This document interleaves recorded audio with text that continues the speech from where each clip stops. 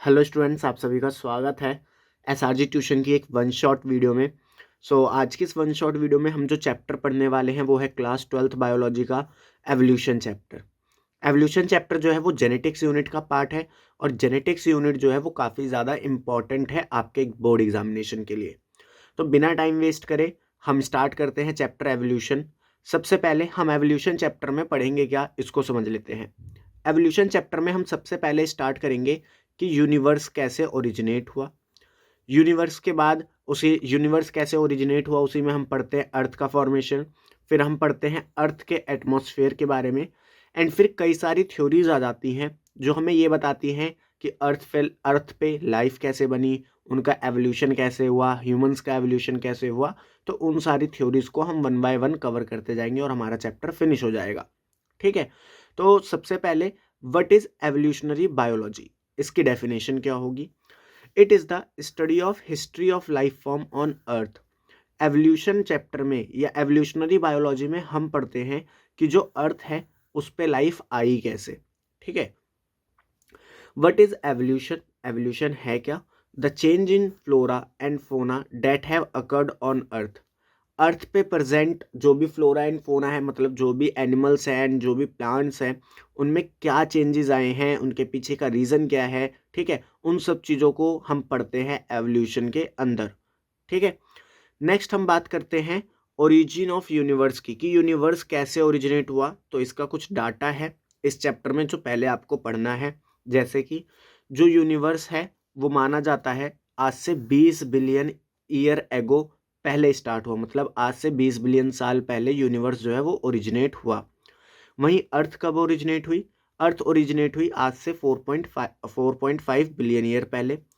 अर्थ पे लाइफ कब आई, अर्थ पे लाइफ आई 4 बिलियन साल पहले, या फिर आप इसको अर्थ बनने के 500 मिलियन साल बाद भी बोल सकते हो। ठीक है, तो दोनों तरीके से स्टेटमेंट दे सकता है कि आज से 4 बिलियन साल पहले लाइफ आई अर्थ पे, या फिर अर्थ बनने के 500 मिलियन साल बाद अर्थ पे लाइफ आई।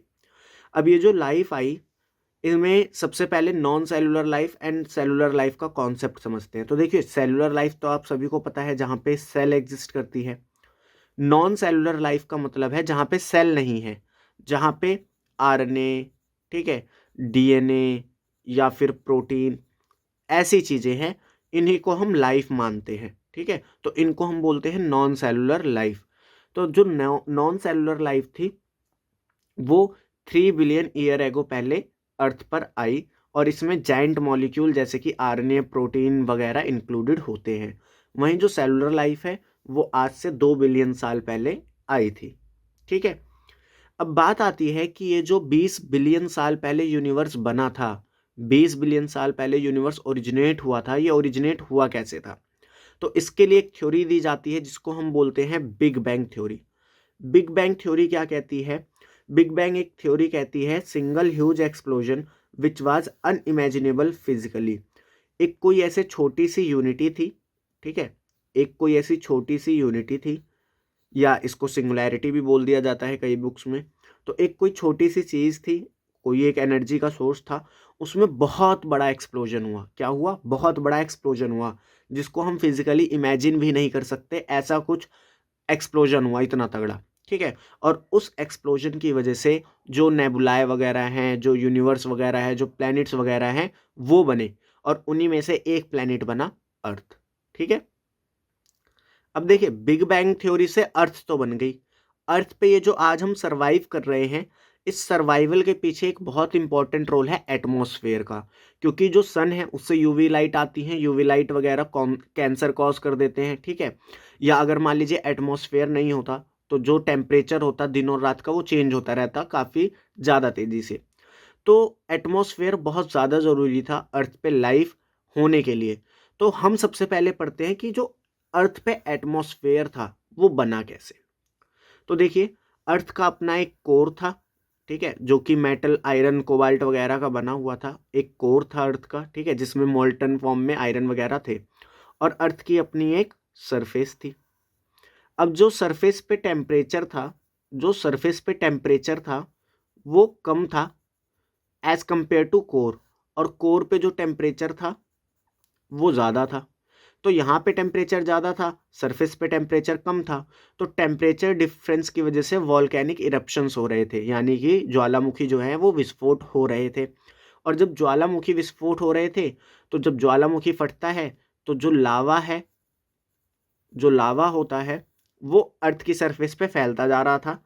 साथ ही साथ जब ज्वालामुखी फटता है तो उसके साथ साथ कई सारी गैसेस भी रिलीज होती हैं, जैसे कि अमोनिया, मीथेन, हाइड्रोजन और वाटर वेपर्स, ये सब भी रिलीज होते हैं। अब स्टार्टिंग में तो क्योंकि एटमॉस्फेयर था नहीं, तो ये जो वाटर वेपर रिलीज हो रहा था, ये जो वाटर वेपर रिलीज हो रहा था वॉल्केनिक इरप्शन से, इनके बॉन्ड टूटे और हाइड्रोजन गैस अलग बन गई, ऑक्सीजन गैस अलग बन गई।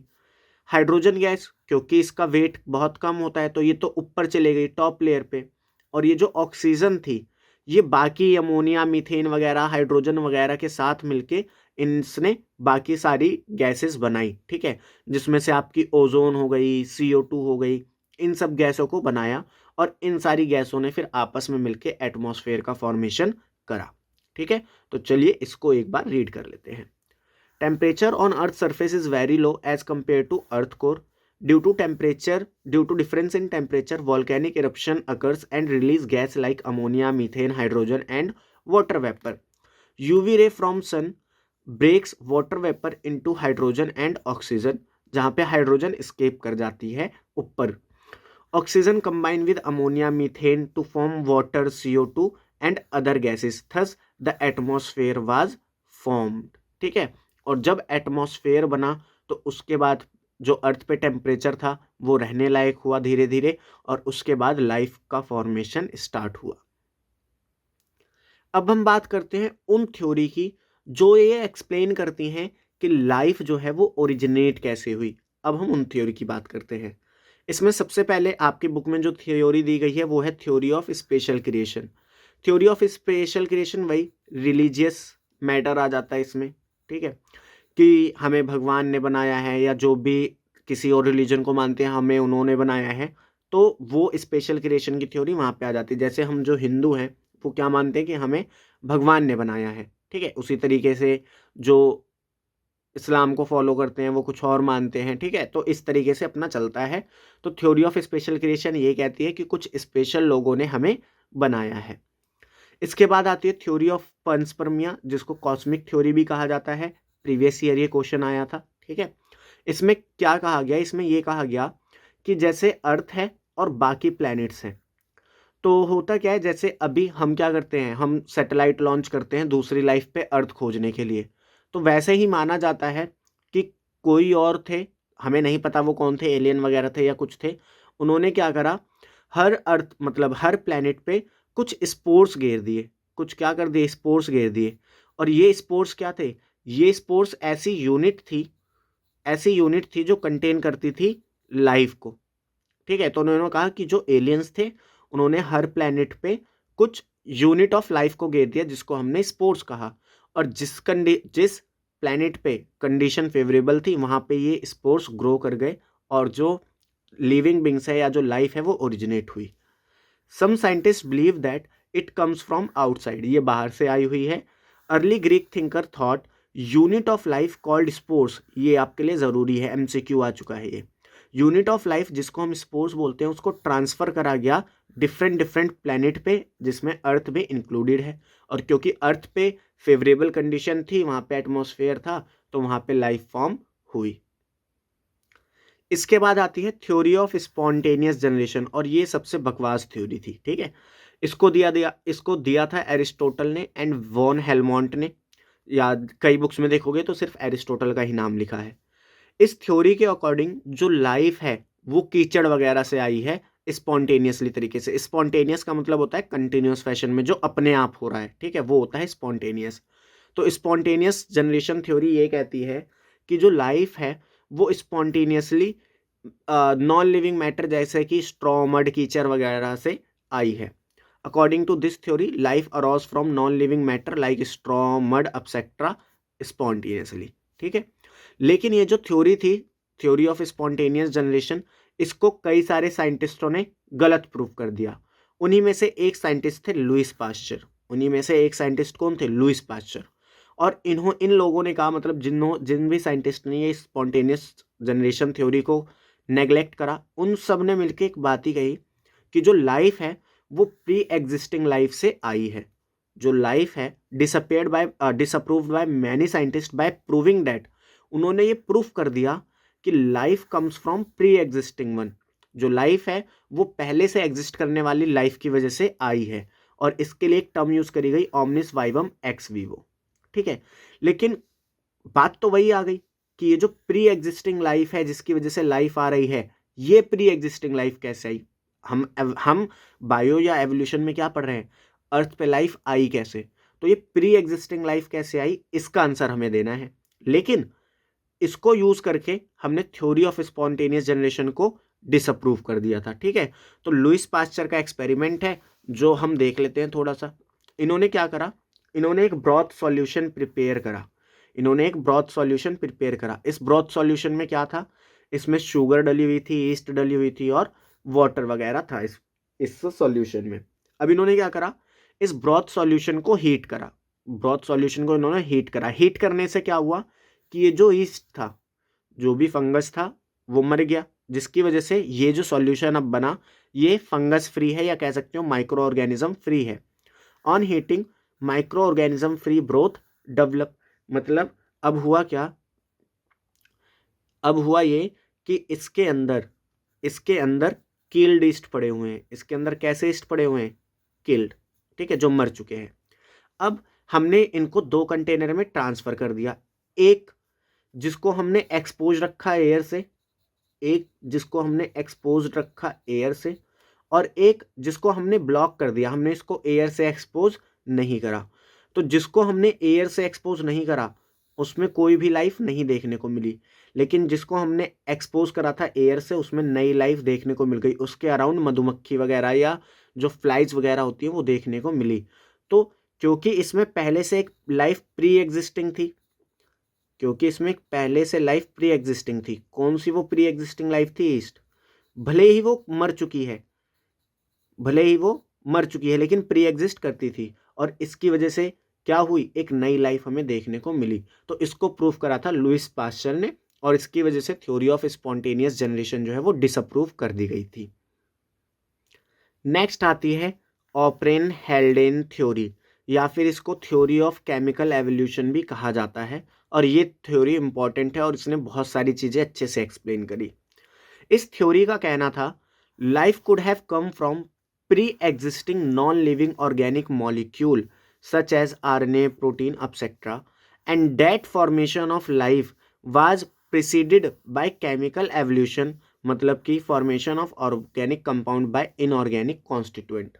इनके कहने का मतलब ये था कि जो अर्थ पे लाइफ आई है वो नॉन लिविंग ऑर्गेनिक मॉलिक्यूल से आई है। किससे आई है, नॉन लिविंग ऑर्गेनिक मॉलिक्यूल से आई है। अब जैसे जो ऑर्गेनिक मॉलिक्यूल थे, मीथेन वगैरह, ठीक है, इन सब ने मिलके क्या करा, आरएनए प्रोटीन वगैरह बनाए। और ये जो मीथेन वगैरह थे ये कैसे बने, ये मीथेन वगैरह बने जब कार्बन हाइड्रोजन आपस में मिले। ठीक है, तो यानी कि सिंपल इनऑर्गेनिक कॉन्स्टिट्यूएंट जो थे कार्बन हाइड्रोजन, इनके मिलने से ऑर्गेनिक कंपाउंड बने, और ऑर्गेनिक कंपाउंड के आपस में मिलने से हमारे लिविंग मॉलिक्यूल्स जैसे कि आरएनए प्रोटीन वगैरह बने। Sorry, inorganic molecules RNA protein DNA वगैरह बने। ठीक है, अब देखिए, चलो ये तो हमने थ्योरी मान ली कि ठीक है केमिकल एवोल्यूशन हुआ। अब हमें पता है कि कोई भी जब बॉन्ड बनते हैं, जैसे कार्बन जब हाइड्रोजन के साथ मिलता है तो उस चीज़ के लिए एनर्जी चाहिए। तो वो एनर्जी आई कहाँ से, तो वो एनर्जी आई जो लाइटनिंग हो रही थी अर्थ पे उससे, जो यूवी रेडिएशन आ रही थी सन से उससे, और जो हाई टेम्परेचर हो रहा था वॉल्केनिक इरेप्शन की वजह से, उससे वो एनर्जी आई, और उस एनर्जी को यूज़ करके केमिकल एवोल्यूशन जो है वो हुआ। अब जो हमारा फर्स्ट ऑर्गेनिक मॉलिक्यूल बना था इस थ्योरी के अकॉर्डिंग, वो बना था मीथेन। ठीक है, अब ये जो ऑपरेन हाल्डेन ने थ्योरी दी थी कि केमिकल एवोल्यूशन है, इनऑर्गेनिक केमिकल मॉलिक्यूल आपस में मिलके ऑर्गेनिक मॉलिक्यूल बना रहे हैं और उससे लाइफ बनी। ठीक है, तो इसको एक्सपेरिमेंटली प्रूफ करा था मिलर ने। इसको किसने प्रूफ करा था, मिलर ने प्रूफ करा था इन ईयर 1953, और ये कई बार पूछा जा चुका है। अब इन्होंने इसको प्रूफ कैसे करा था, इन्होंने कुछ वैसा ही सिस्टम बनाया जैसे अर्थ पे मौजूद था। इन्होंने क्या करा, वाटर को बॉयल करना चालू करा काफ़ी हाई टेम्परेचर पे 800 केल्विन के आसपास। तो यहाँ से वाटर वेपर जो है वो बन के जाने लगे। ठीक है, वाटर वेपर बन के यहाँ पे जाने लगे। अब यहाँ पे पहले से ही गैस प्रेजेंट थी, methane, ammonia and hydrogen. Methane, ammonia and hydrogen gas यहाँ पे पहले से प्रेजेंट थी। कौन कौन से रेशियो में थी? 2:1:2 में। ये याद रखना, पेपर में कई बार आया है। और यहाँ पे वाटर वेपर आ गए जब हमने वाटर को बॉयल करा। तो अब क्योंकि उस टाइम पे अर्थ पे क्या हो रही थी, लाइटनिंग, तो इन्होंने यहाँ पे लाइटनिंग के लिए क्या लगा दिए, 2 इलेक्ट्रोड लगा दिए। और जब इन दोनों इलेक्ट्रोड से इलेक्ट्रिसिटी पास करते थे तो एक इलेक्ट्रिक डिस्चार्ज होता था, जिससे लाइटनिंग वाला इफेक्ट जो है वो बन जाता था। ठीक है, और इन्होंने फिर क्या करा कि इलेक्ट्रिक डिस्चार्ज करवाया, यहाँ पे जो गैसेस वगैरह थी उनमें इलेक्ट्रिक डिस्चार्ज करवाया, और इन्होंने ये एक्सपेरिमेंट करा, है ना। यहाँ पे कंडेंसर लगा हुआ था, जो चीज़ों को जो भी बन रही थी उन्हें कंडेंस कर दे रहा था। तो हमने क्या देखा कि आफ्टर 18 डेज 18 दिन के बाद यहाँ पे जो पानी इकट्ठा हो रहा है, उस पानी के अंदर हमें ऑर्गेनिक अमीनो एसिड्स देखने को मिल रहे हैं। हमें क्या देखने को मिल रहे हैं? ऑर्गेनिक अमीनो एसिड्स देखने को मिल रहे हैं। तो ये जो थ्योरी थी या ये जो एक्सपेरिमेंट था, इसने ऑपरेन एंड हाल्डेन की थ्योरी को प्रूफ करा। क्योंकि यहाँ पे देखो, जो सिंपल ऑर्गेनिक मॉलिक्यूल है, मीथेन, अमोनिया, हाइड्रोजन गैस, ये मिलके क्या बना रहे हैं? जो नॉन लिविंग ऑर्गेनिक मॉलिक्यूल बना रहे हैं, जो हमारे लाइफ के लिए ज़रूरी है, अमीनो एसिड्स वगैरह। और फिर वो अमीनो एसिड्स मिलके प्रोटीन वगैरह के साथ मिलके एक पूरी सेल बनाएंगे। ठीक है, इसी तरीके से तो एवोल्यूशन हुआ है। तो ये थ्योरी इसलिए काफ़ी एक्सेप्टेबल है। नेक्स्ट हम बात करते हैं इस थ्योरी के ड्रॉबैक की, मतलब थ्योरी के ड्रॉबैक की नहीं, एक्सपेरिमेंट के ड्रॉबैक की। ठीक है, इस एक्सपेरिमेंट में एक ड्रॉबैक ये था कि हमने अभी बताया था कि जो सोर्स ऑफ एनर्जी था उसमें आपकी यूवी रेडिएशन थी, आपकी लाइटनिंग थी, एंड आपकी वॉल्केनिक इरप्शन की वजह से जो हीट थी वो थी। ठीक है, अब यहाँ पे क्या था, मान लीजिए हीट दे के तो हमने वाटर बॉयल करा दिया, तो हीट तो वहाँ पे मिल गई हमें। हमने इलेक्ट्रिक डिस्चार्ज कराया तो लाइटनिंग भी मिल गई। मिसिंग क्या है? UV rays. ठीक है, तो ये इस एक्सपेरिमेंट की, जो मिलर ने एक्सपेरिमेंट करा, उसकी ड्रॉबैक थी कि वहाँ पे रेडिएशन यूज़ नहीं करी गई थी। ठीक है, लेकिन तब भी इस थ्योरी को एक्सेप्ट करा जाता है। इसके बाद हम बात करते हैं evidences in favour of origin of life. मतलब इसका मतलब ये है कि ऐसी कौन सी चीज़ें हैं जो हमें बताती हैं कि अर्थ पे जो एवोल्यूशन है वो हो रहा है। मतलब आज हम देखते हैं कि हम एक इंसान हैं। क्या हम जब बने तो हम इंसान ही बने थे सीधा? हम क्या, मेरे कहने का मतलब ये, जैसे आज हम इंसान हैं, क्या जब हम आज से पहले कभी बने थे, जब हम बने थे, मान लीजिए कुछ 1-2 मिलियन साल पहले बने थे, 1 मिलियन साल पहले कुछ बने थे, क्योंकि अर्थ पे लाइफ 2 मिलियन साल पहले आई थी। तो अगर मान लीजिए हम कुछ 1 मिलियन साल पहले बने थे, तो क्या हम सीधा इंसान ही बने थे? या जो आप लायन वगैरह देखते हो या आप जो कैट वगैरह देखते हो, क्या वो इसी फॉर्म में बनी थी सीधा? तो ये ओरिजिन कैसे हुआ लाइफ का, इसके फेवर में कौन कौन से एविडेंसेस हैं, हम उनको पढ़ते हैं। ठीक है, तो इसमें सबसे पहला एविडेंस आता है पैलेंटोलॉजिकल एविडेंस। सेकंड हमें पढ़ने हैं कंपैरेटिव एनाटॉमी एंड मॉर्फोलॉजी, जिसमें आप होमोलोगस, एनालॉगस ऑर्गन के बारे में पढ़ोगे। एम्ब्रियोलॉजिकल एविडेंसेस पढ़ेंगे and evidence from physiology and biochemical. इसमें जो सबसे ज़्यादा इंपॉर्टेंट है, जो आपके पेपर में मोस्ट ऑफ द टाइम आता है, वो है evidence from comparative anatomy and morphology, लेकिन बाकी सबको भी हम देखेंगे। सबसे पहले हम बात करते हैं पैलेंटोलॉजिकल एविडेंस की। तो पैलेंटोलॉजी होती क्या है? पैलेंटोलॉजी का मतलब होता है फॉसिल्स की स्टडी करना। किसकी स्टडी करना? फॉसिल्स की। फॉसिल्स होते क्या है? रिमेन और trace of non degraded part of ancient living found with in the rock और अर्थ क्रस्ट। जो भी पुराने ज़माने से मेरा मतलब है, जो भी पहले के टाइम पे लिविंग ऑर्गेनिजम्स थे, उनके जो भी रिमेन्स है, जैसे उनका कंकाल मिल जाना, उनकी हड्डी मिल जाना, ठीक है, या फिर उनके बारे में कोई भी ट्रेसेस मिल जाना कि हाँ ऐसा कुछ एग्जिस्ट करता था, उन सब चीज़ों को हम क्या बोलते हैं? फॉसिल्स बोलते हैं। और ये ज़्यादातर रॉक या फिर अर्थ क्रस्ट में पाए जाते हैं। जो टाइप ऑफ फॉसिल की अगर हम बात करें कि कितने टाइप के फॉसिल्स होते हैं, तो इसमें अनअल्टर्ड फॉसिल्स आते हैं, पेट्रीफाइड फॉसिल्स आते हैं, कास्ट, मोल्ड एंड प्रिंट आते हैं। इसमें अनअल्टर्ड फॉसिल्स का मतलब क्या होता है, ऐसे फॉसिल्स जो मान लीजिए अर्थ में प्रिजर्व हो गए, जो रॉक थी उसमें प्रिजर्व हो गए, वो डिस्ट्रॉय नहीं हुए, जैसे वो उस टाइम पे थे, उनकी बॉडी का स्ट्रक्चर जैसा था वैसा ही स्ट्रक्चर हमें आज के टाइम पे मिल गया, ठीक है, बस वो अब डेड है, तो उसको हम बोलते हैं अनअल्टर्ड फॉसिल्स। एग्जाम्पल है इसका वूली मैमूथ। फिर आते हैं पेट्रीफाइड फॉसिल्स। पेट्रीफाइड फॉसिल्स क्या होते हैं, पेट्रीफाइड फॉसिल्स होते हैं, मान लीजिए कि ये एक सॉइल का स्ट्रक्चर था, इसके अंदर ये एक ऑर्गेनिज्म डेड हो गया, अब धीरे धीरे ये डिकम्पोज होगा तो यहाँ पे एक गैप क्रिएट हो जाएगा, यहाँ पे एक गैप क्रिएट हो जाएगा। अब इस गैप में जब कोई इनऑर्गेनिक सब्सटेंस जो है वो आके डिपॉजिट हो जाएगा, तो उसको हम, इस फॉसिल को हम बोलेंगे पेट्रीफाइड फॉसिल, ठीक है। Deposition of inorganic substance mostly present in sedimentary rock, and इसमें मतलब ये जो पेट्रीफाइड फॉसिल्स है ये ज़्यादातर सेडिमेंट्री रॉक्स में पाए जाते हैं, और जो मैक्सिमम फॉसिल्स हम डिस्कवर करते हैं वो पेट्रीफाइड फॉर्म में ही होते हैं। चलिए अब हम बात करते हैं evidences from comparative anatomy and morphology, ठीक है। तो इसमें हम क्या पढ़ते हैं, इसमें हम होमोलोगस ऑर्गन के बारे में पढ़ते हैं, एनालॉगस ऑर्गन के बारे में पढ़ते हैं। सबसे पहले होमोलोगस ऑर्गन होते क्या हैं। देखिए मेरे पास मान लीजिए एक मेंबर है ए, इससे दो मेंबर बने बी और सी। अब क्योंकि ये एक ही व्यक्ति से बने हैं तो ये दोनों भी थोड़े सिमिलर होंगे, मतलब इंटरनल फिजियोलॉजी जो होगी, जैसे अगर इसके पास जितनी हड्डियां थी उतनी हड्डी इनके पास भी होगी, कहने का मतलब है इंटरनल फिजियोलॉजी जो होगी वो सेम होगी, ठीक है।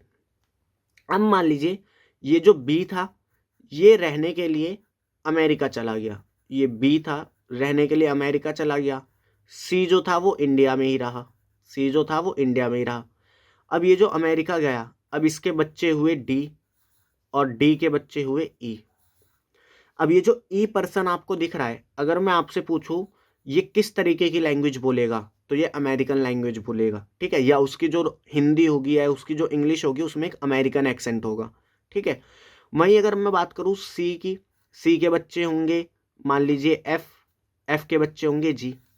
अगर मैं पूछूं जी कौन सी भाषा बोलेगा, तो जी कोई इंडियन लैंग्वेज बोलेगा जिस स्टेट में वो रह रहा है उसके अकॉर्डिंग, ठीक है, हिंदी मलयालम उर्दू तेलुगु जो भी है वो इंडियन लैंग्वेज बोलेगा। लेकिन अगर मैं पूछूं ई और जी के बीच में क्या कोई रिलेशन है, तो हाँ, इनका एक जो एंसेस्टर है वो कॉमन है, इनका जो एंसेस्टर है, इनकी जो पीढ़ी में पीछे से लोग हैं, यहाँ पे ए वो क्या है, कॉमन है। तो होमोलॉगस ऑर्गन में क्या होता है, जो इंटरनल फंडामेंटल स्ट्रक्चर होती है, जो इंटरनल मॉर्फोलॉजी या इंटरनल एनाटॉमी होती है वो सिमिलर होती है, सिमिलर फंडामेंटल स्ट्रक्चर।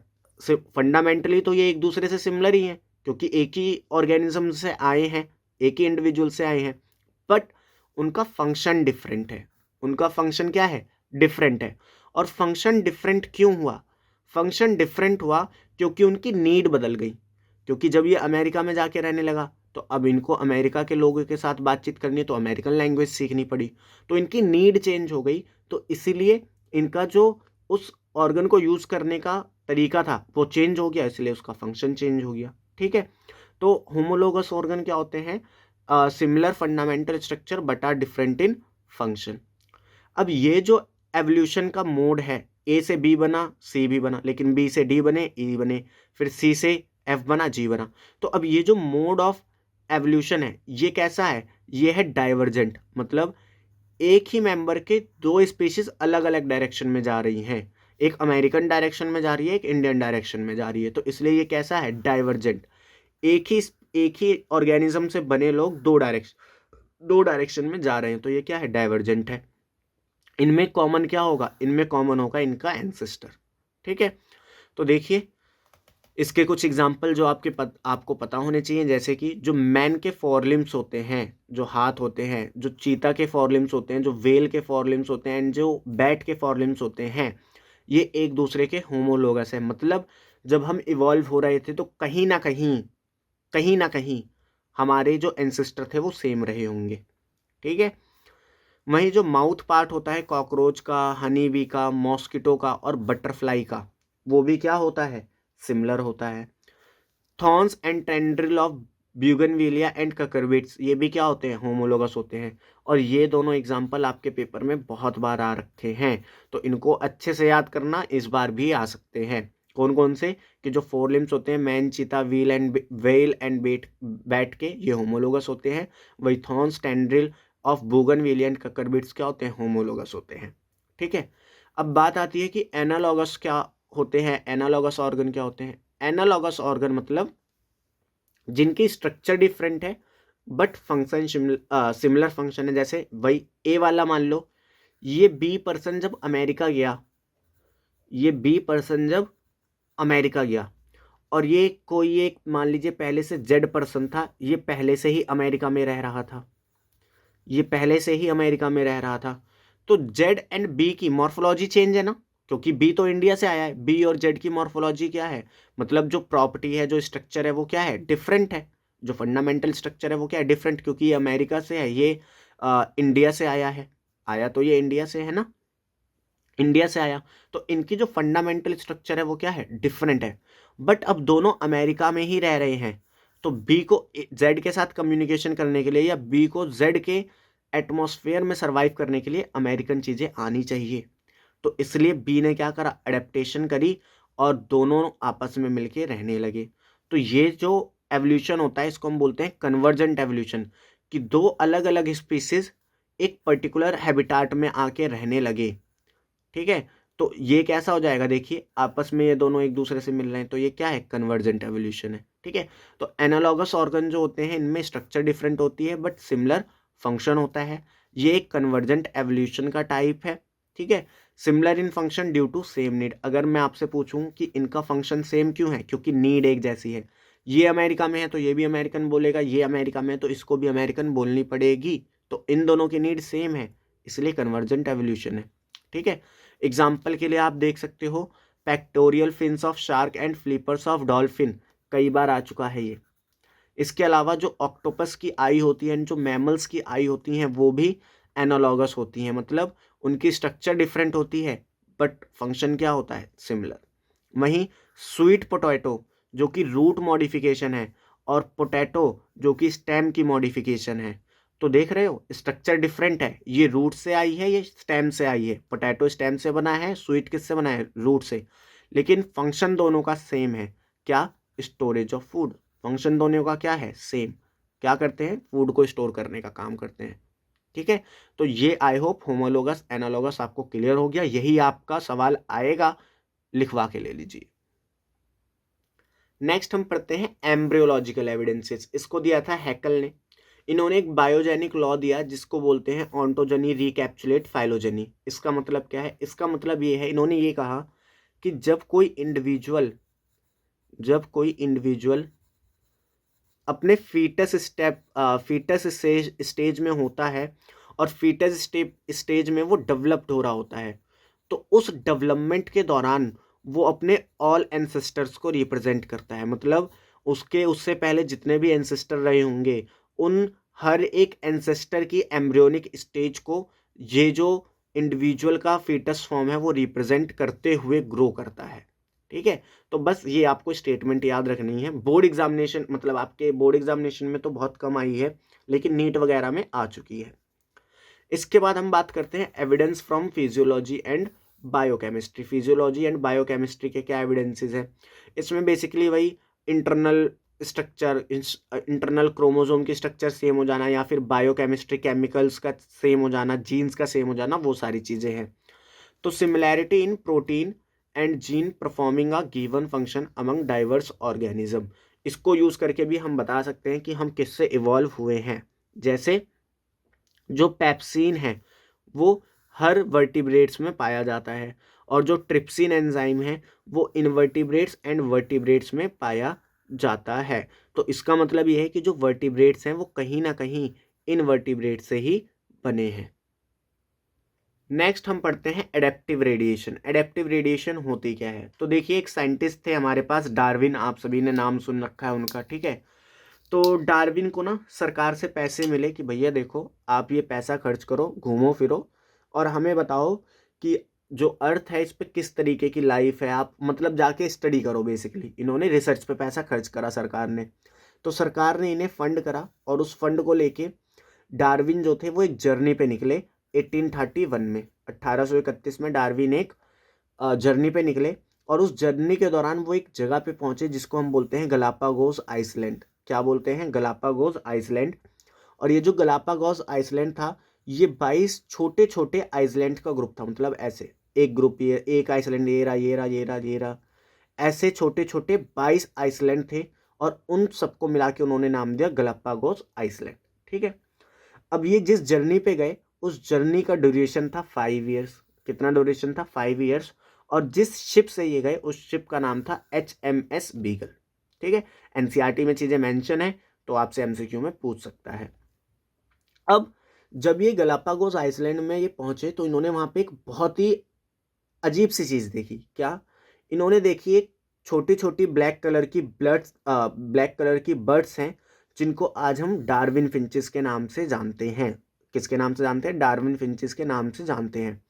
तो इन्होंने देखा कि एक गिवन एरिया में मेरे को डार्विन फिंचेस की कई सारी वैरायटीज देखने को मिल रही हैं। मेरे को एक गिवन एरिया में डार्विन फिंचेस की कई सारी वैरायटीज देखने को मिल रही हैं। और इनको पता कैसे चला कि ये अलग अलग वैरायटीज है? सबकी जो बीक होती है, जो चोंच होती है, ये बीक, ये सब डार्विन फिंचेस की अलग अलग थी। मतलब जितनी भी इन्होंने ऑब्जर्व करी, सबकी जो बीक थी वो अलग अलग थी। तो इन्होंने वहां से कंक्लूजन निकाला कि एक जियोग्राफिकल एरिया में एक ही स्पीसीज की कई सारी वैरायटीज हो सकती हैं, लेकिन वो सारी की सारी वैरायटीज कैसे इवॉल्व हुई होंगी? एक पर्टिकुलर स्पीसीज से इवॉल्व हुई होंगी। मतलब कि जैसे इस आइसलैंड पे, मान लीजिए इस आइसलैंड पे पहले कोई एक पर्टिकुलर वैरायटी रहती थी ए। ठीक है। अब ए में कई सारे मेंबर थे तो कंपटीशन को खत्म, मतलब कंपटीशन कम करने के लिए इसमें से दो वैरायटी बनी। एक बनी बी, एक बनी सी। फिर सी से बनी डी और ई, और बी से बन गई एफ और जी।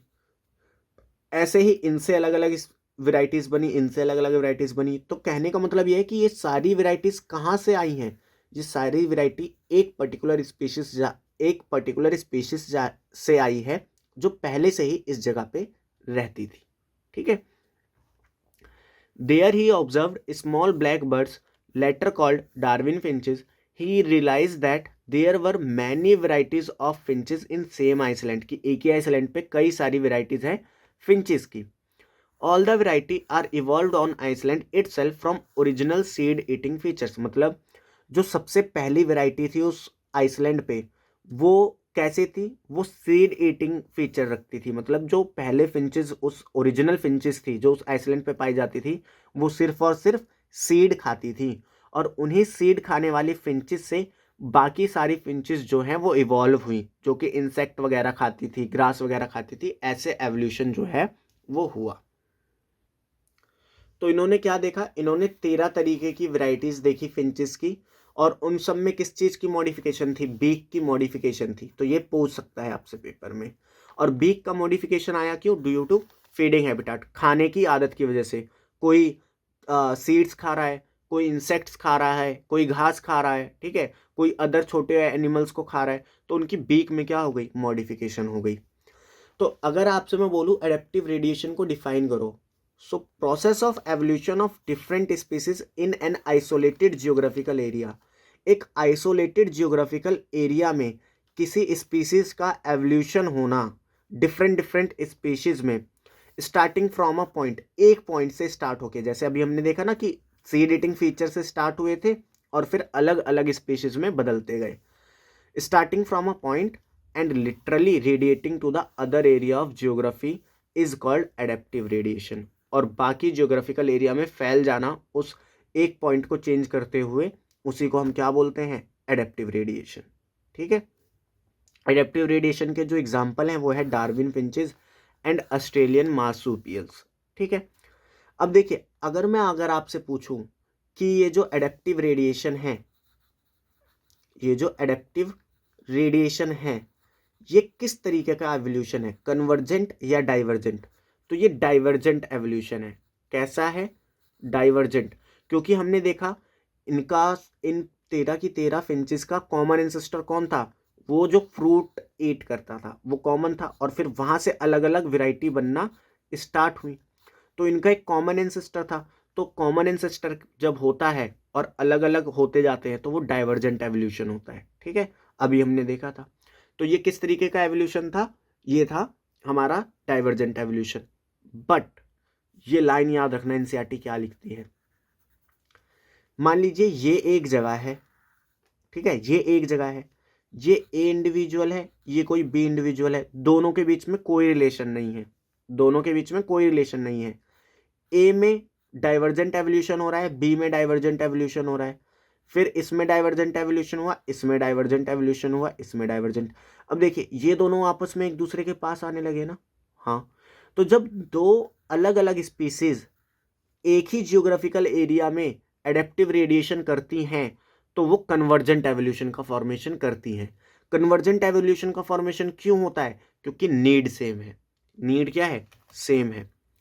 When more than one adaptive radiation appears, जब एक से ज़्यादा एडेप्टिव रेडिएशन होती है, क्योंकि ए भी एडेप्टिव रेडिएशन कर रही है, बी भी एडेप्टिव रेडिएशन कर रही है, तो जब एक से ज़्यादा एडेप्टिव रेडिएशन होती है गिवन जियोग्राफिकल एरिया में तो उसकी वजह से कन्वर्जेंट एवोल्यूशन होता है। लेकिन अगर सिर्फ एक ही एडेप्टिव रेडिएशन हो रही है तो वो क्या होता है? वो डाइवर्जेंट होता है। तो अगर आपसे कोई पूछ ले एडेप्टिव रेडिएशन किस तरीके की है तो वो डाइवर्जेंट है, लेकिन जब एक से ज़्यादा एडेप्टिव रेडिएशन है तो वो कन्वर्जेंट है। ठीक है, तो अगर हम बात करें इसके एग्जाम्पल की, कन्वर्जेंट एवोल्यूशन की, adaptive radiation as a convergent evolution की एग्जाम्पल की बात करें तो placental mammals and Australian marsupials इसका एग्जाम्पल है। अब एनसीईआरटी में इसकी एक टेबल बनाई गई है, एनसीईआरटी में इसकी एक टेबल बनाई गई है, वो टेबल आपको हम दिखा देते हैं और वो आपको याद करनी है। वो आपको क्या करनी है? वो आपको याद करनी है। देखिए ये जो आपकी टेबल है, ये वाली टेबल, ये आपको याद रखनी है। जैसे कि प्लेसेंटल मैमल्स थे, ऑस्ट्रेलियन मार्सुपियल्स थे, इनमें मोल, मार्सुपियल मोल, क्योंकि ये कन्वर्जेंट एवोल्यूशन था, नीड सेम थी तो दोनों एक जैसे दिखने लगे। ठीक है, लेकिन इंटरनल स्ट्रक्चर क्या है? डिफरेंट। एंटीएटर किसके सिमिलर है? न्यूम्बार्ट के। माउस किसके किसके सिमिलर है? मार्सुपियल माउस के। लेमूर किसके सिमिलर है? स्पॉटेड कस्कस के। फ्लाइंग स्क्वेरल किसके सिमिलरली है? फ्लाइंग फैलेंजर के। एंड बॉब कैट किसके इक्वल है? टस्मानिया टाइगर कैट। एंड वॉल्फ किसके बराबर है? टस्मानिया वॉल्फ। तो ये जो लास्ट के दो एग्जाम्पल देख रहे हो ना, ये सबसे ज़्यादा पूछे गए हैं, तो ये आपको याद होने चाहिए। ठीक है, अगर आप अपने 99 मार्क्स लाना चाहते हो तो, और 100 मार्क्स लाना चाहते हो तो। नेक्स्ट हम बात करते हैं बायोलॉजिकल एवोल्यूशन की। मतलब अब देखो हमने ये पढ़ लिया कि एवोल्यूशन के हम कैसे कह सकते हैं कि हाँ एवोल्यूशन हो रहा है। हमने ये बात करी कि क्या एविडेंसेस हैं कि आप ये कहो कि जो आज लाइफ है वो आज से पहले एग्जिस्ट नहीं करती थी, मतलब करोड़ों अरबों खरबों साल पहले एग्जिस्ट नहीं करती थी, वो धीरे धीरे इवॉल्व हो रही है, उसके क्या एविडेंसेस है? तो वो हमने पढ़ लिए। हमने पढ़ा कि लाइफ कैसे इवॉल्व हो रही है, ठीक है, उसकी थ्योरीज हमने पढ़ ली कि अर्थ पे लाइफ आई कैसे। अब वो जो पहली लाइफ आई उससे आज इतनी सारी लाइफ कैसे बन गई, ठीक है, वो बायोलॉजिकल एवोल्यूशन कैसे हुआ, अब हमें वो थ्योरीज पढ़नी है। ठीक है, तो इसमें सबसे पहले आती है लेमार्क थ्योरी ऑफ एवोल्यूशन। इसको हम theory of inheritance of acquired character या फिर theory of use and disuse of या मिस यूज ऑफ ऑर्गन भी कहते हैं। इसमें सिंपल से ये याद रखो कि लेमार्क ने ये कहा कि हम जिस बॉडी ऑर्गन को जितना ज़्यादा यूज़ करते हैं वो उतना ज़्यादा डेवलप होगा। जितना ज़्यादा हम यूज़ करते हैं, हम जिस ऑर्गन को जितना ज़्यादा यूज़ करते हैं वो उतना ज़्यादा क्या होता जाता है? डेवलप। और उतना ज़्यादा डेवलप होता है और इस डेवलपमेंट को हम अपनी नेक्स्ट प्रोजेनी में पास कर देते हैं और ऐसे ही हमें एक अलग कैरेक्टर देखने को मिलता है। जैसे इन्होंने एग्जाम्पल दिया जिराफ का। इन्होंने कहा कि देखो पेड़ जब बड़े बड़े थे, पत्तियां ऊपर होती थी, जिराफ नीचे थे तो उनकी गर्दन पहुंच नहीं पाती थी, तो वो लीफ खाने के लिए अपनी गर्दन को खींचा करते थे। अपनी गर्दन को क्या करते थे? खींचा करते थे। अब जब वो अपनी गर्दन को खींचा करते थे तो उससे होता क्या था कि उनकी जो गर्दन का यूज था वो बढ़ने लगा। और गर्दन का यूज़ बढ़ने लगा तो गर्दन डेवलप होने लगी, और जब वही कैरेक्टर उनकी प्रोजेनीज में पास होने लगा तो एक टाइम पीरियड बाद जिराफ की जो गर्दन थी वो लंबी होने लगी। ठीक है, तो ये थी लेमार्क की थ्योरी। इनके पोस्टुलेट क्या थे? इनके पोस्टुलेट ये थे कि इंटरनल वाइटल फोर्स है जो कि बॉडी का साइज क्या करती है? इंक्रीज करती है। और ये बॉडी का साइज या किसी भी ऑर्गन के डेवलपमेंट का साइज किस पे डिपेंड करता है? उसके यूज एंड मिसयूज पे। Function of new organ is resultant of need of organism, मतलब किसी नए ऑर्गन का फॉर्मेशन होना, ठीक है, सॉरी मैंने फंक्शन पर दिया था, किसी नए ऑर्गन का फॉर्मेशन होना किस चीज पे डिपेंड करता है? उस ऑर्गन की नीड पे। ठीक है, जिराफ की गर्दन लंबी क्यों हुई? क्योंकि उन्हें नीड थी, उन्हें ऊंचाई वाले पेड़ पौधे खाने थे, लीफ वगैरह खानी थी, तो उनको नीड थी, इसलिए उनकी गर्दन लंबी हुई। और ये जो डेवलपमेंट है ऑर्गन का, ये किसके डायरेक्टली प्रोपोर्शनल है? यूज के। आप जितना ज़्यादा उस ऑर्गन को यूज करोगे उतनी ज़्यादा उसकी डेवलपमेंट होगी। ठीक है, तो इसीलिए कहा जाता है कि दिमाग यूज करो, उससे दिमाग बढ़ेगा। इसके बाद इन्होंने नेक्स्ट स्टेटमेंट दी, all changes acquired by organism during its life are transferred to offsprings. वही बात कि एक इंडिविजुअल ए है, इसने अपनी लाइफ में जितने भी करेक्टर्स को एक्वायर्ड करा अपनी नीड के हिसाब से, उन सबको ये पास कर देगा अपने बच्चों में। ठीक है, ये इन्होंने कहा। बट ये इस पॉइंट की वजह से, ये जो फोर्थ पॉइंट है, इस पॉइंट की वजह से इस थ्योरी को डिस्कार्ड कर दिया गया विजमन के द्वारा। किसके द्वारा? विजमन के द्वारा। इन्होंने अपनी एक थ्योरी दी थी, थ्योरी ऑफ जर्म प्लाज्म, जो हमें नहीं पढ़नी, बस इतना याद रखो कि इस थ्योरी को डिस्कार्ड कर दिया था विजमन थ्योरी ऑफ जर्म प्लाज्म ने। अब मैं आपको आइडिया भी दे सकता हूँ कैसे। मान लीजिए एक आईआईटीएन है कोई, ठीक है, एक कोई आईआईटीएन पेरेंट है या कोई एक डॉक्टर पेरेंट है, आपको क्योंकि डॉक्टर बनना है, आपके डॉक्टर पेरेंट्स हैं। क्या उन डॉक्टर पेरेंट्स के जो बच्चे होंगे वो सारे के सारे डॉक्टर ही होंगे? ज़रूरी नहीं है, हर बार ज़रूरी नहीं है। और इनके जो बच्चे हों वो भी डॉक्टर ही हों, हर बार ज़रूरी नहीं है। मतलब इनका जो आईक्यू लेवल है ज़रूरी नहीं है वही इनके बच्चों का हो, और इनके बच्चों का जो आईक्यू लेवल है ज़रूरी नहीं है उनके बच्चों का आईक्यू लेवल भी वही हो। मतलब ये जो आईक्यू या यूज़ हो रहा है किसी भी ऑर्गन का, उससे आपने जो करेक्टर एक्वायर्ड करा है, ज़रूरी नहीं है वो नेक्स्ट जनरेशन में पास हो। सिर्फ वही करेक्टर पास कर सकते हैं जो जर्म प्लाज्म में प्रेजेंट होते हैं, यानी जो गैमेट्स में प्रेजेंट होते हैं। ठीक है, तो इसको कहा था विजमन ने। क्लियर है? तो ये इसका कुछ एग्जाम्पल था जिसके थ्रू मैंने आपको समझाने की कोशिश करी। नेक्स्ट साइंटिस्ट आए हमारे पास, डार्विन साहब। नेक्स्ट साइंटिस्ट कौन आए? डार्विन साहब आए। डार्विन ने अपनी थ्योरी दी जिसको हम डार्विनिज्म बोलते हैं, और इसमें इन्होंने थ्योरी ऑफ नेचुरल सिलेक्शन या फिर theory of origin of species भी इसको बोलते हैं। बाकी जो मेन थ्योरी है उसको हम थ्योरी ऑफ नेचुरल सिलेक्शन ही बोलते हैं। ओरिजिन ऑफ स्पीसीज में कई सारी और भी थ्योरीज इंक्लूडेड है। अब डार्विन को पढ़ने से पहले एक साइंटिस्ट के बारे में जान लो, आपकी बुक में लिखा हुआ है अल्फ्रेड वेलेस। ठीक है, और एक और हैं थॉमस माल्थस। ठीक है, माल्थस नाम था। तो डार्विन जो थे वो थॉमस माल्थस के द्वारा एक पैराग्राफ लिखा गया था, ठीक है, उससे बहुत ज़्यादा क्या बोलते हैं, इंस्पायर्ड हुए थे, और उन्होंने कुछ वहाँ से बातें लेके अपनी थ्योरीज में डाल दी थी। इसी के साथ साथ एक साइंटिस्ट थे अल्फ्रेड वेरिस। ये एक नेचुरल साइंटिस्ट थे, मतलब वही नेचुरलिस्ट थे, और ये मलाया आर्चिपेलागो पे वर्क कर रहे थे, जो आज के टाइम पे मेरे ख्याल से इंडोनेशिया है। ठीक है, आज के टाइम का जो इंडोनेशिया है उसका पहले नाम मलाया आर्चिपेलागो था, तो उसमें वो वहाँ पे वो वर्क कर रहे थे, वहाँ पे वो स्टडी कर रहे थे। तो जो बातें डार्विन ने बताई थी वही बातें अल्फ्रेड वेरिस ने भी बताई थी। जो बातें डार्विन ने बताई थी वही बातें अल्फ्रेड वेरिस ने भी बताई थी, लेकिन नाम डार्विन का ज़्यादा हुआ। क्यों? क्योंकि उनको सरकार की तरफ से फंड था तो उनके पास रिसोर्सेज थे। अल्फ्रेड वेरिस के पास उतने रिसोर्सेज नहीं थे, लेकिन जब बाद में इनके हाइपोथेसिस वगैरह नोट्स वगैरह मिले तो इन्होंने भी वही बातें बताई थी जो डार्विन ने बताई थी। ठीक है, अब डार्विन ने क्या बताया था? डार्विन ने अपनी नेचुरल थ्योरी की सिलेक्शन में, थ्योरी ऑफ नेचुरल सिलेक्शन में क्या बताया था? इन्होंने बोला सबसे पहला कि अगर नेचर में सरवाइव करना है तो वही ऑर्गेनिज्म ज़्यादा सरवाइव कर सकते हैं। ध्यान देना क्या बोल रहा हूँ, कंपैरिजन चलेगा इसमें। इन्होंने कहा उन ऑर्गेनिज्म के हाई चांसेस है सर्वाइव करने के, जिनका रेट ऑफ रिप्रोडक्शन क्या होगा, हाई, मतलब जो ज़्यादा प्रोजनी फास्ट रेट से बना रहे होंगे, उनके जो सर्वाइवल का रेट है वो क्या होगा, या उनके जो सर्वाइवल के चांसेस हैं वो क्या होंगे, ज़्यादा होंगे। मान लीजिए एक इंडिविजुअल है ए, एक इंडिविजुअल है बी, ये एक साल में एक बार रिप्रोडक्शन कर रहा है, और यहीं ये जो बी इंडिविजुअल है ये 2 महीने में एक बार रिप्रोडक्शन कर रहा है। तो एक साल के अंदर ये छः बार रिप्रोडक्शन करने की कैपेबिलिटी रखता है, यानी 6 जनरेशन बना देगा। ठीक है, ए मतलब बी से सी बनेगा, सी से डी, डी से ई, तो वहाँ पे 6 जनरेशन आ जाएंगी, और इसकी एक साल में एक जनरेशन आएगी। तो है क्या कि जिसका रेट ऑफ रिप्रोडक्शन ज़्यादा होगा उन ऑर्गेनिज्म में सर्वाइव करने के चांसेस ज़्यादा होंगे। बट रिप्रोडक्शन का नंबर हाई होने से मतलब ये नहीं है कि आप ऑलमोस्ट अनलिमिटेड नंबर में ग्रो कर जाओगे, नहीं। टोटल नंबर ऑलमोस्ट कांस्टेंट, जो टोटल या फाइनल नंबर होगा वो हमेशा कांस्टेंट रहेगा। क्यों?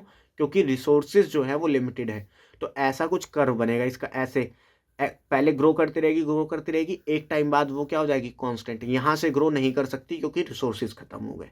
ठीक है, अब देखिए, अब मान लीजिए स्ट्रगल फॉर एग्जिस्टेंस मतलब आपके पास, आपको नीट में एडमिशन लेना है,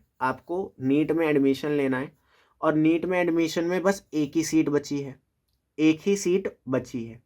अब यहाँ पे जो कंपटीशन है वो कैसा है, पहला, एक तो आपके जो, आप जिस कोचिंग में पढ़ते हो, आप जिस इंस्टीट्यूट में पढ़ते हो, उसी इंस्टीट्यूट के बच्चे हैं जो आपके साथ कंपटीशन करेंगे, और एक दूसरे कोचिंग सेंटर के बच्चे हैं जो आपके साथ क्या करेंगे, ये अदर कोचिंग इंस्टीट्यूट जो आपके साथ कंपटीशन करेंगे। तो जो आपके ही कोचिंग के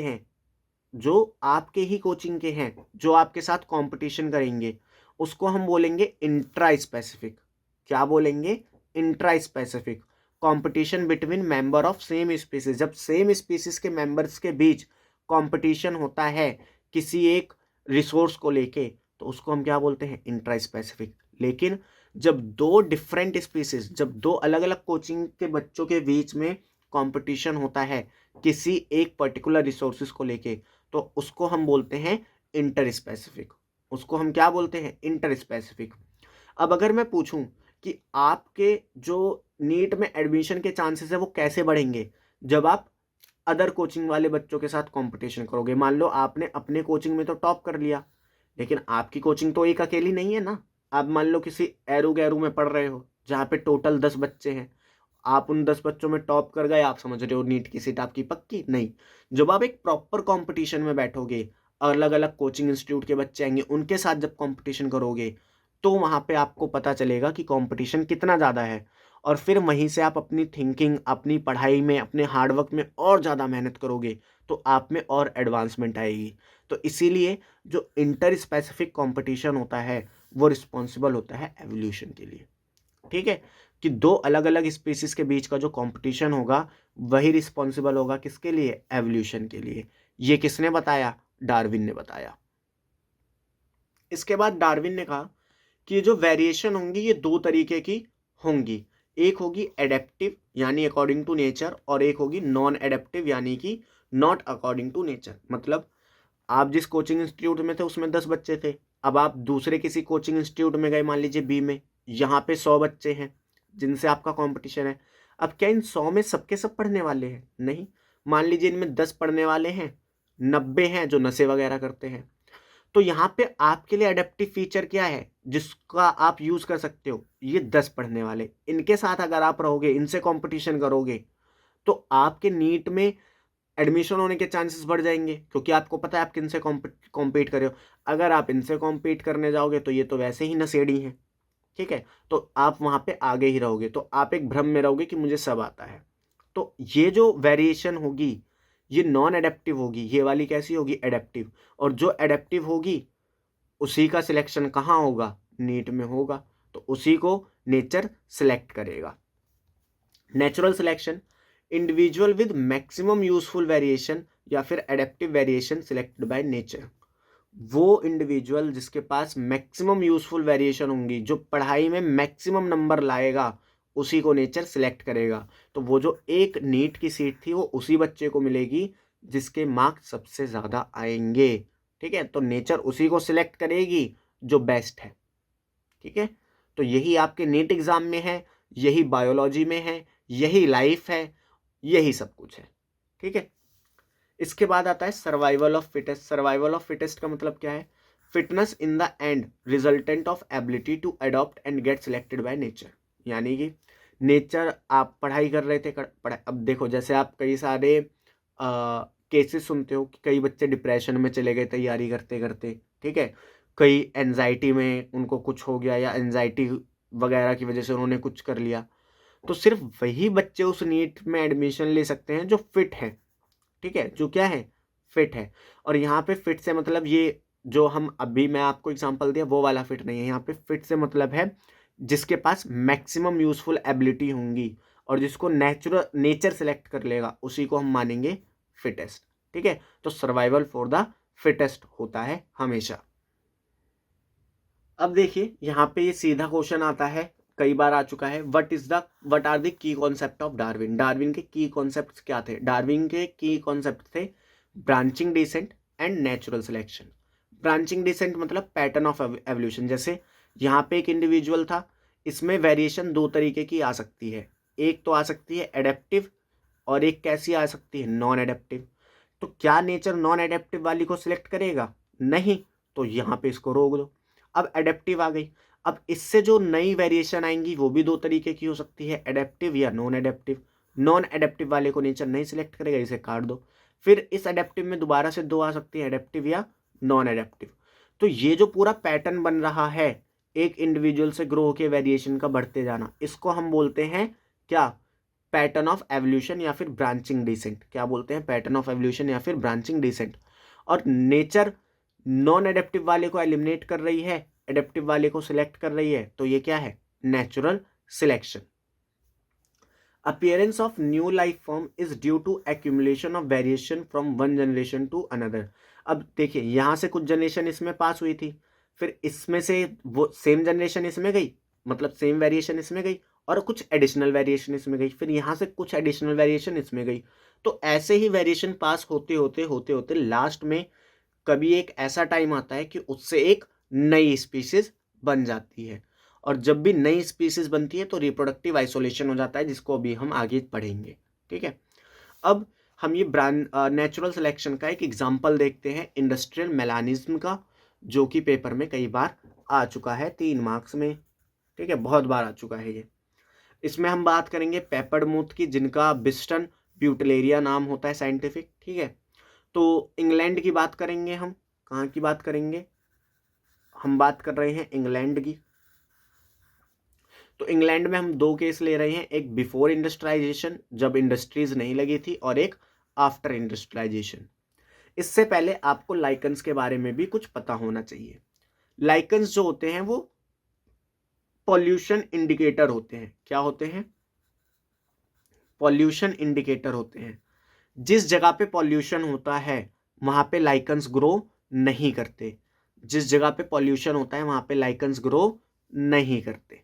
ठीक है, इतना याद है? ठीक है, लाइकन्स का जो कलर होता है वो होता है वाइट। क्या कलर होता है? वाइट कलर होता है।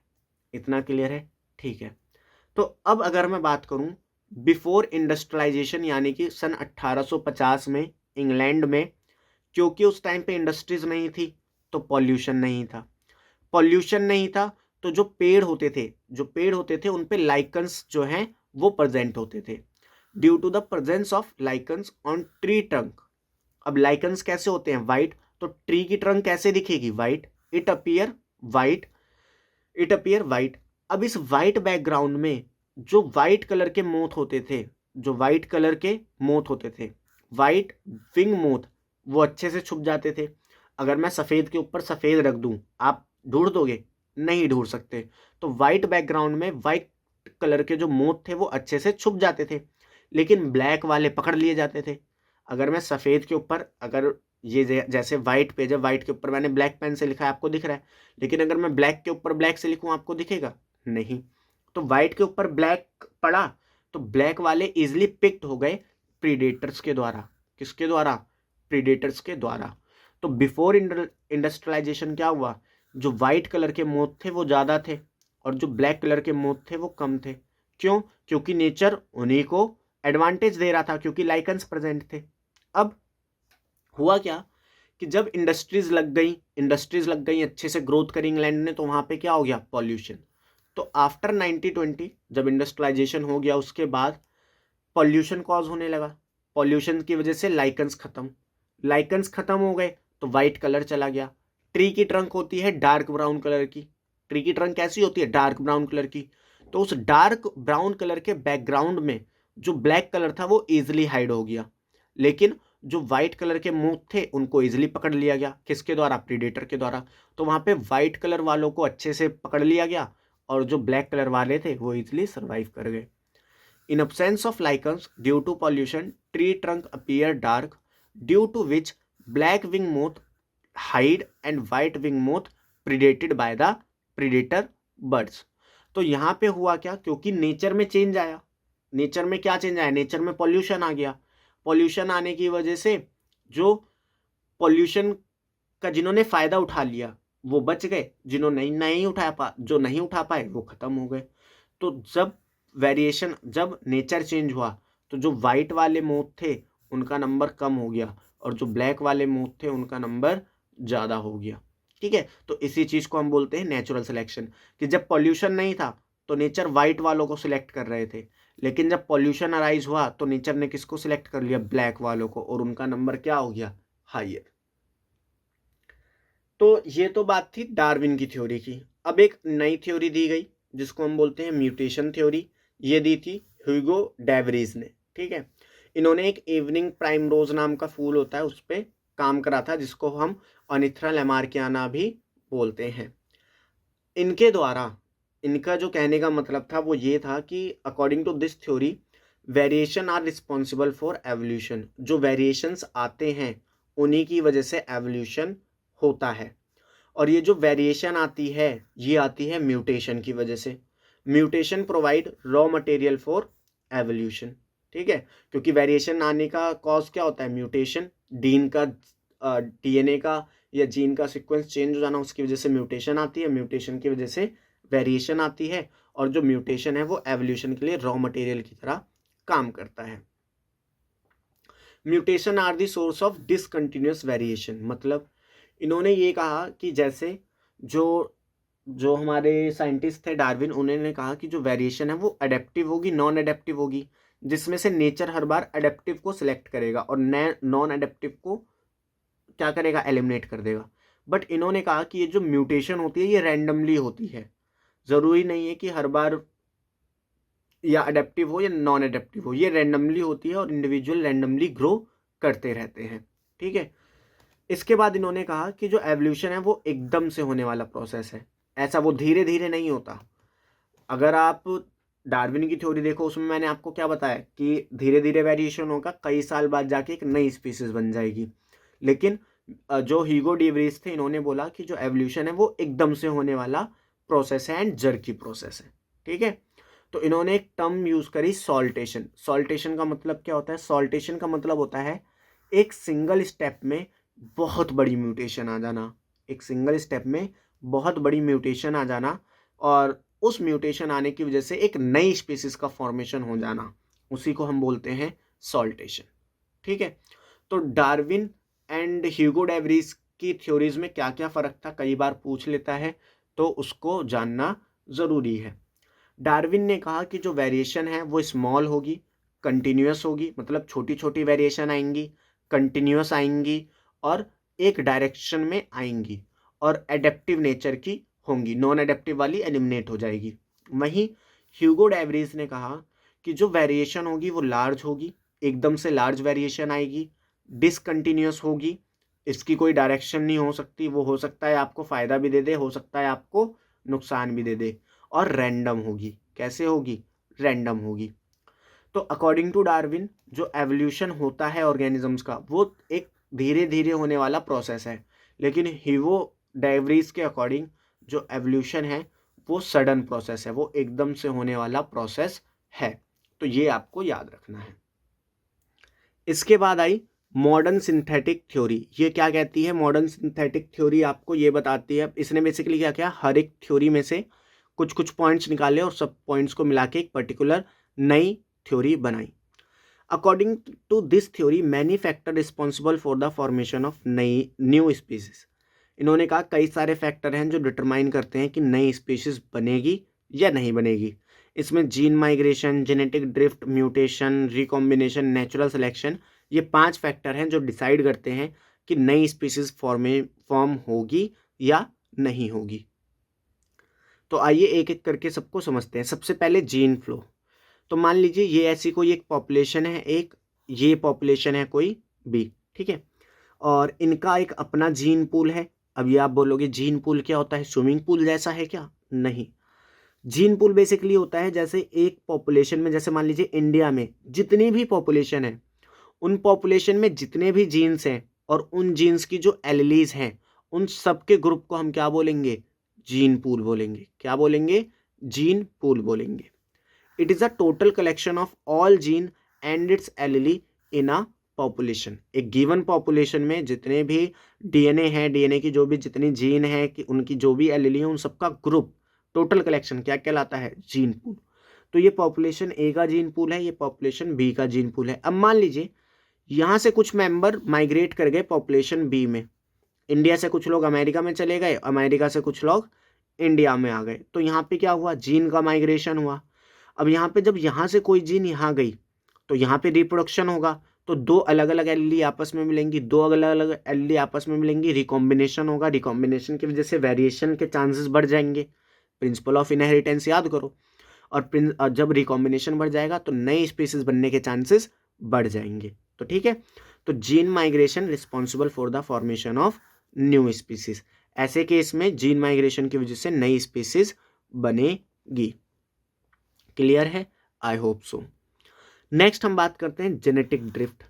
जेनेटिक ड्रिफ्ट जीन फ्लो ही है एक तरीके से, लेकिन ये पर्पसली नहीं होता।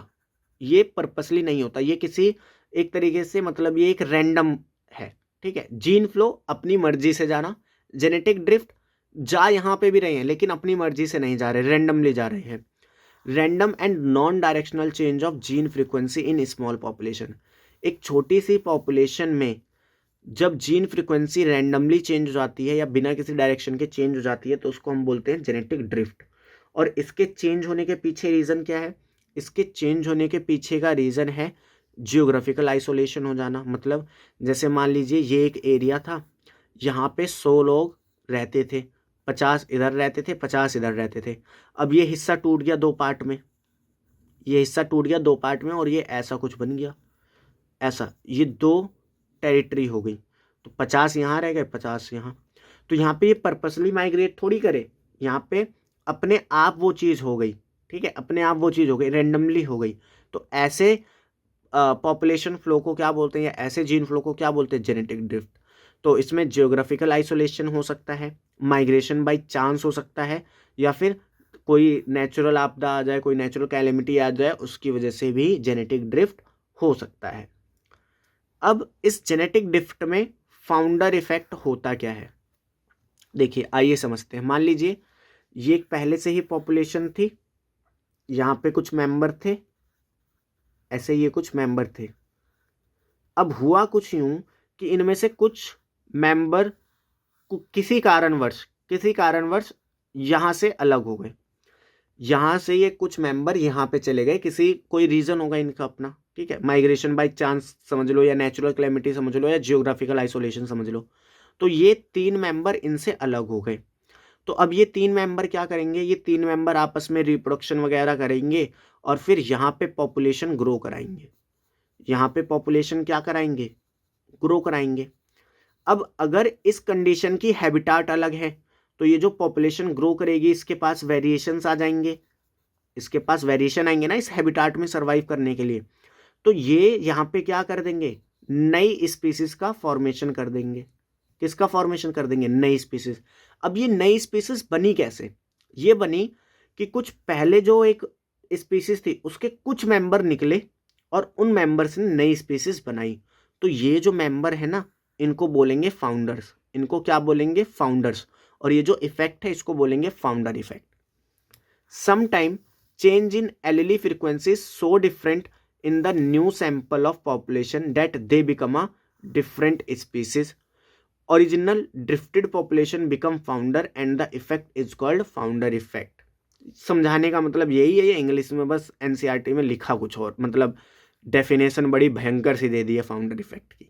ठीक है, कहने का मतलब वही है कि एलिली फ्रीक्वेंसी में चेंज आना। देखिए यहाँ पे पहले कोई नहीं था, यहाँ से कुछ मेंबर यहाँ गए तो एलिली फ्रीक्वेंसी चेंज हो गई, और इस एलिली फ्रीक्वेंसी की वजह से एक नई स्पीसीज बन गई ये।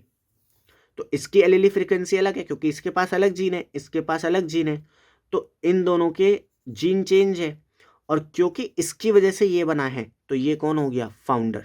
ठीक है, और इस इफेक्ट को हमने क्या बोला, फाउंडर इफेक्ट। नेक्स्ट आता है म्यूटेशन या फिर जेनेटिक बेसिस ऑफ एडेप्टेशन। ये कहता है कि मान लीजिए आपकी बॉडी में वेरिएशन आई या एक नया इन्वायरमेंट बना। ठीक है, क्या बना, एक नया इन्वायरमेंट बना, एक नया इन्वायरमेंट बना।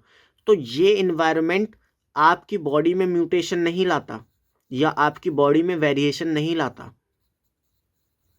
एक नया इन्वायरमेंट आपकी बॉडी में या इंडिविजुअल या स्पीसीज में वेरिएशन नहीं लाता, वो सिर्फ आई हुई वेरिएशन को सिलेक्ट करने का काम करता है। जो नया इन्वायरमेंट बनेगा वो आपकी बॉडी में या स्पीसीज में वेरिएशन नहीं लाएगा, वो सिर्फ उन वेरिएशन को सिलेक्ट करेगा जो पहले से एग्जिस्ट करती हैं। The new environment does not induce the mutation, वो म्यूटेशन को इंड्यूस नहीं करेगा। It only select the pre existing और प्री एडेप्टिव म्यूटेशन, वो उन म्यूटेशन को सिलेक्ट कर लेगा जो पहले से हो रखी हैं। ठीक है, over few generation this would result in speciation. कई जनरेशन तक जब वो एक किसी पर्टिकुलर एडेप्टिव म्यूटेशन को सिलेक्ट करते रहेंगे तो उसकी वजह से एक नई स्पीशिएशन होगा, मतलब एक नई स्पीसीज का फॉर्मेशन होगा, और ये नई स्पीसीज जो होगी ये रिप्रोडक्टिव आइसोलेट होगी। रिप्रोडक्टिव आइसोलेट मान लीजिए इस ए से कई साल बाद एक ये बी स्पीसीज बनी, ये ए स्पीसीज थी, ये बी स्पीसीज थी। तो रिप्रोडक्टिव आइसोलेशन का मतलब होता है कि बी स्पीसीज अब ए स्पीसीज के साथ रिप्रोडक्शन नहीं कर सकती। मतलब ए के जो मेंबर होंगे वो तो आपस में रिप्रोडक्शन कर सकते हैं, लेकिन बी का कोई मेंबर ए के मेंबर के साथ रिप्रोडक्शन नहीं कर सकता। जब ऐसा हो जाएगा तभी हम मानेंगे कि हाँ एक बी नाम की नई स्पीसीज बनी है। नई स्पीसीज बनने के लिए रिप्रोडक्टिव आइसोलेशन मस्ट होता है। अगर रिप्रोडक्टिव आइसोलेशन नहीं है तो नई स्पीसीज नहीं बनी। ठीक है, और अगर रिप्रोडक्टिव आइसोलेशन हो गया तो नई स्पीसीज बन गई। ठीक है, नेक्स्ट आता है नेचुरल सिलेक्शन। नेचुरल सिलेक्शन मतलब नेचर सेलेक्ट कर लेगी। तो ये जो आपको पीक दिख रहा है ये वो पीक है या ऐसा फिनोटाइप है जिसको नेचर क्या कर रही है, सिलेक्ट कर रही है।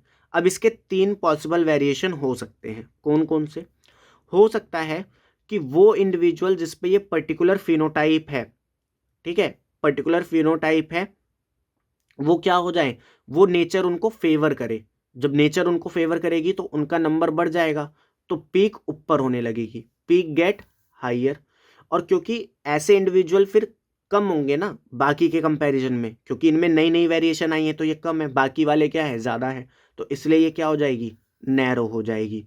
तो इसका एग्जाम, इसको हम बोलते हैं स्टेबलाइजिंग नेचुरल सिलेक्शन। जब नेचुरल सिलेक्शन क्या करती है, पॉपुलेशन को स्टेबल करने का काम करती है। जहाँ पे जो अनवांटेड है, जो उस इन्वायरमेंट में सर्वाइव नहीं कर सकती, उनको ख़त्म कर देती है, और जो फेवरेबल है उनको ग्रोथ करने का मौका देती है। तो ये स्टेबलाइजिंग नेचुरल सिलेक्शन होता है। जैसे कि कोविड का एग्जाम्पल भी आप ले सकते हो। ठीक है, कोविड के टाइम पे जिन लोगों की इम्यूनिटी अच्छी थी, जिनका खान पान अच्छा था, वो सर्वाइव करे। जिनका खान पान बहुत बेकार था, दिन रात दारू सुट्टा चलता था, वो निकल लिए। ठीक है, तो उनकी जो नेचर था उसने स्टेबलाइज कर दिया पॉपुलेशन को। ठीक है, इसी का एक एग्जांपल है sickle cell anaemia. Sickle cell anaemia में क्या होता है, बेसिकली HbA होता है हमारे पास। HbA हमारे पास हीमोग्लोबिन के लिए जीन होता है, तो ये म्यूटेशन करके HbS बन जाता है। तो जो अफ्रीकन पॉपुलेशन होती है जिनमें HbS HbA देखा जाता है, जो हेट्रोजाइगस होते हैं, ठीक है, उनमें आप एक चीज़ पढ़ोगे ह्यूमन हेल्थ में कि उनमें जो मलेरिया के केसेस होते हैं वो कम होते हैं, या इनमें कह दो मलेरिया होता ही नहीं है। जो हेट्रोजाइगस होते हैं सिक्कल सेल के, उनमें मलेरिया होता ही नहीं है। तो नेचर ने उन्हें क्या दे दिया, एक एडवांटेज दे दिया, नेचर ने उन्हें सिलेक्ट कर लिया। तो इसलिए सिक्कल सेल एनीमिया क्या है, उसका एक एग्जाम्पल है। इसके बाद आता है कि पीक का शिफ्ट हो जाना वन डायरेक्शन में। वन डायरेक्शन में शिफ्ट हो रही है तो जाहिर सी बात है डायरेक्शनल नेचुरल सिलेक्शन। एग्जाम्पल इसका आप दे सकते हो, ये अभी मोथ वाला एग्जाम्पल जब हमने इंडस्ट्रियल मेलानिज्म का, ठीक है, उसका एग्जाम्पल दे सकते हो। वहां पे क्या हो रहा था, एक पर्टिकुलर टाइम पे एक पर्टिकुलर टाइप के स्पीशीज को या इंडिविजुअल्स का नंबर हाई हो रहा था। बिफोर इंडस्ट्रियलाइजेशन वाइट कलर का नंबर ज़्यादा था, आफ्टर इंडस्ट्रियलाइजेशन ब्लैक कलर का डोमिनेंस ज़्यादा था। तो वो एक पर्टिकुलर डायरेक्शन में जा रहे थे, इसलिए वो डायरेक्शनल था। ठीक है, तो यहाँ पे आप उसका एग्जाम्पल दे सकते हो। डिसरप्टिव नेचुरल सिलेक्शन मतलब नेचुरल सिलेक्शन ऐसा हुआ कि एक ही कंडीशन में दो अलग अलग वेरिएशन की स्पीसीज मिलने लगी, ठीक है, और दोनों स्टेबलाइज है। तो ऐसा नहीं हो सकता। जब ए से बी और सी बनेंगे तो नेचर या तो बी को सिलेक्ट करेगी या सी को सिलेक्ट करेगी, दोनों सिलेक्ट नहीं होते कभी भी। ठीक है, दोनों में से एक का सिलेक्शन होता है। अगर आपके पास सीट ही एक है तो दो बच्चे का एडमिशन कैसे ले लोगे नीट में, नहीं ले सकते। तो इसलिए सिर्फ एक का ही होता है।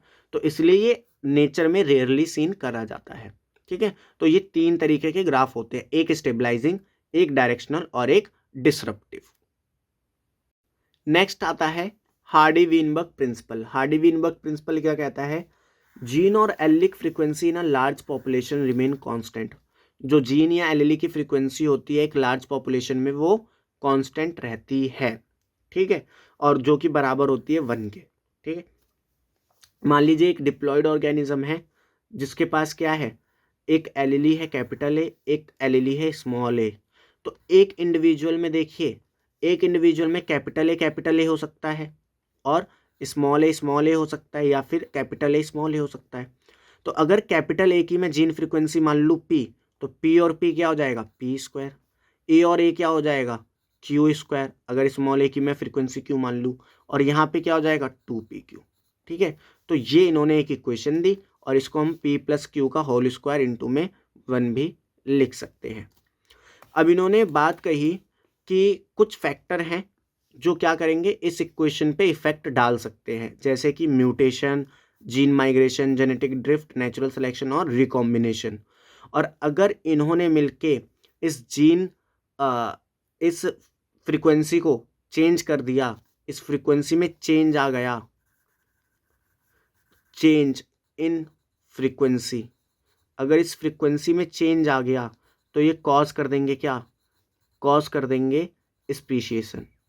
मतलब नई स्पीसीज का, या स्पेशिएशन ना लिख के आप लिख दो कॉज वेरिएशन, मतलब वेरिएशन आ चुकी है। ये हमें बताएगी कि हाँ वेरिएशन आ चुकी है। अगर वैल्यू 1 से चेंज कर गई तो ये हमें बता देगी कि जो वेरिएशन है वो आ चुका है। और यही चीज़ तो हमने पढ़ी थी कि वेरिएशन इन 5 की वजह से आता है, और यही 5 अगर इस इक्वेशन पे अफेक्ट डालेंगे तो वेरिएशन आएगा। ठीक है, तो अब जो आपका मेन चैप्टर है वो खत्म। अब हम बात करते हैं एवोल्यूशन कैसे हुआ।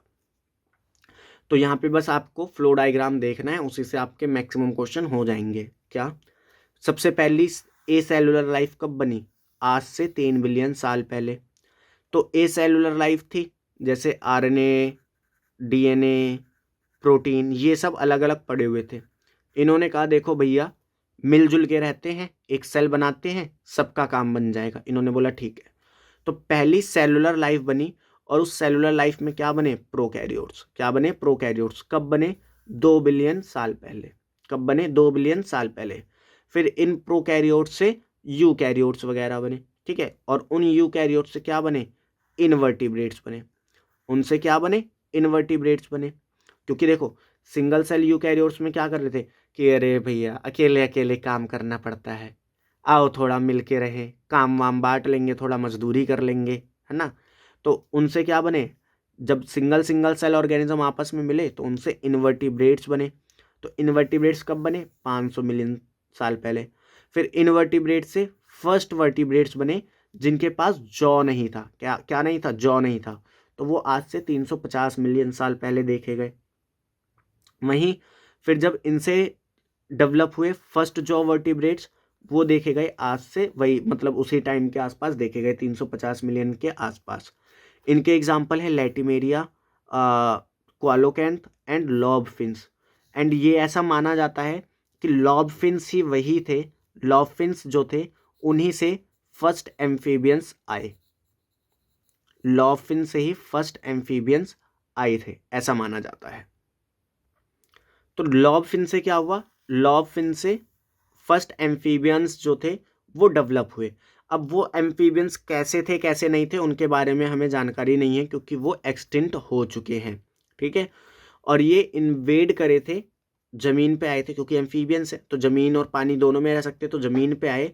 तो ये जमीन पे आए थे प्लांट के आने के बाद।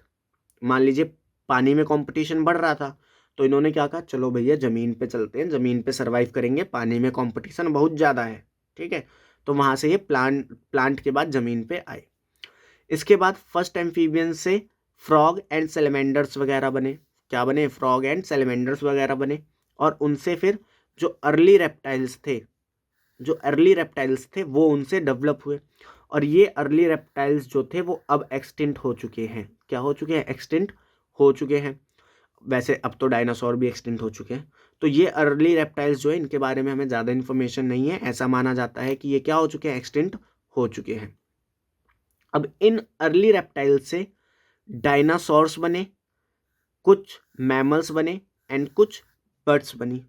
बट क्योंकि डायनासोर जब अर्थ पे थे तो उनका डोमिनेशन था, उनका प्योर डोमिनेशन था, तो उस टाइम पे मैमल्स वगैरह और बर्ड्स वगैरह इतने ग्रो नहीं कर पाए, तो ये छुप छुप के अपनी ज़िंदगी काट रहे थे। तो डायनासोर्स का उस टाइम पे एवोल्यूशन बहुत तगड़ा हुआ। डायनासोर से टर्टल्स बने, लिजार्ड बने, लिजार्ड से स्नैक, फिर ट्यूटरा, फिर क्रोकोडाइल्स। तो ये सब एक तरीके से देखा जाए तो डायनासोर से ही बने हैं, ठीक है। वहीं अगर हम बात करें तो ये जो अर्ली रेप्टाइल्स थे इनसे डायनासोर वगैरह बने, मैमल्स वगैरह बने, बर्ड्स वगैरह बने। कुछ रेप्टाइल्स वापस चले गए पानी में। वो डायनासोर वगैरह से डर गए। वो क्या कर गए? डायनासोर वगैरह से डर गए और वापस कहाँ चले गए? पानी में। तो उनको हमने नाम दिया इक्थोसॉर्स। क्या नाम दिया? इक्थोसॉर्स। और ये आज से 200 मिलियन साल पहले एग्जिस्ट, मतलब 200 मिलियन साल पहले रेप्टाइल से आए थे, ठीक है। मतलब रेप्टाइल से ये इक्थोसॉरस डेवलप हुए आज से 2 मिलियन साल पहले। ये वापस कहाँ चले गए? पानी में, ठीक है। Dinosaur are dominated land reptile in Jurassic period, मतलब जब डायनासोर्स का राज था। इनमें जो सबसे बड़ा डायनासोर था वो था टायरानोसोरस रेक्स, जो कि 20 फीट का था। और अबाउट 65 मिलियन ईयर एगो, आज से 65 मिलियन साल पहले डायनासोर जो थे वो सडनली डिसअपीयर कर गए। अब इसके पीछे के अलग अलग रीजन है। कोई कहता है एस्ट्रॉइड गिरे, कोई कहता है नेचुरल डिजास्टर था, कुछ हो गया, हमें नहीं पता। तो ये तो था लाइफ का एवोल्यूशन कैसे हुआ। अब हम बात करते हैं मैन का एवोल्यूशन कैसे हुआ। तो हम प्राइमेट से इवॉल्व हुए हैं। अब वो प्राइमेट वाला मैंने फ्लो बनाया नहीं है, क्योंकि आपके बोर्ड एग्जामिनेशन में वो नहीं आता, ठीक है। और अब वो नीट में भी नहीं आता। जहाँ पे हम बात करते हैं कि प्राइमेट से हमारे कैसे प्रोसाइमन्स वगैरह बने, फिर वहाँ से कैसे एप्स वगैरह बने, तो वो सब अलग चीज़ें हैं। तो ऐसा माना जाता है कि आज से 500 मिलियन साल पहले दो तरीके के ऑर्गेनिज्म देखने को मिले, ड्रायोपिथेकस एंड रामापिथेकस। ड्रायोपिथेकस जो थे वो ज़्यादातर देखने में एप लाइक्स थे, वहीं जो रामापिथेकस थे वो देखने में मैन जैसे थे।